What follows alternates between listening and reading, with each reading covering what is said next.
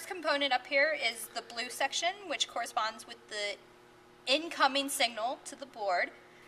The first button up here at the top is our phantom power, which we usually use with our condenser mics and our podium microphones.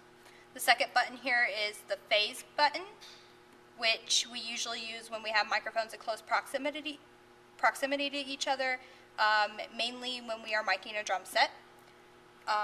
This first knob here is the gain or trim. This knob can be used to affect the strength of the signal of the microphone. The final knob here is the high pass filter, which is used to cut out the lows in sounds.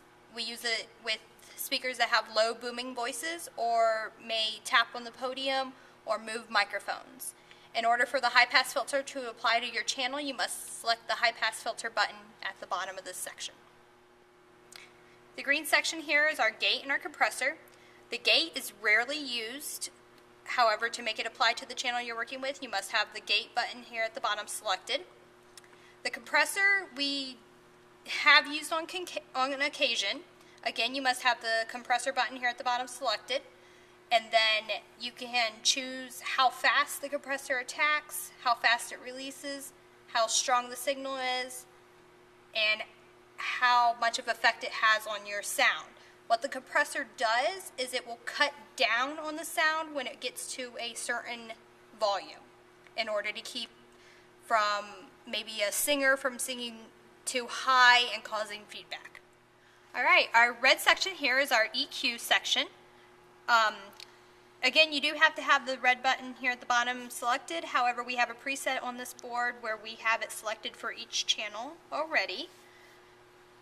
In order to get a graphical view of the EQ, down here on the touchscreen on the bottom right corner, hit EQ, and this will show you the actual frequencies that you are taking in and out when working with the EQ settings.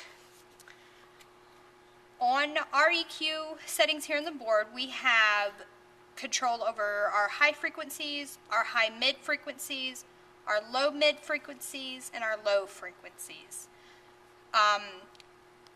Basically, when you're wanting to take out the high sounds, you will take out the high frequencies, and when you're wanting to take out the mid sounds, you can pull them out, or the lows. The second row of knobs here is our frequency. So when you make changes to the first knob, you are taking out a certain frequency within that range. So when we're working with the highs, whatever frequency we have selected with the second knob is what frequency we will be pulling in and out. Then when you look over here at the screen, you could see when I pull that frequency in and out. And then when I change what frequency I am actually working with, you can see that change as well. And that corresponds with our high, mids, and lows. The third section here is the Q, which applies to our high mids and low mids. What the Q does is changes the width of the frequency that we are working with.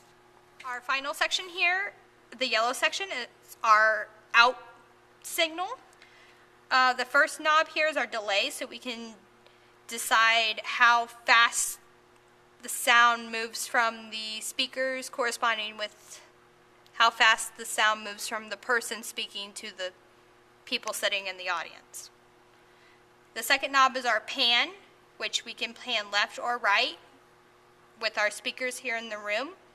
The pan is our third and final knob that corresponds with the knobs above each channel strip and the buttons to the right. And then here at the bottom we have a left-right button and a mono button.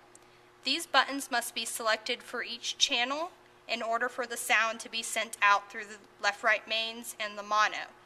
If this button is not selected, you will not be hearing any of the sound in the house sound. It must be selected to be sending the signal out of the board.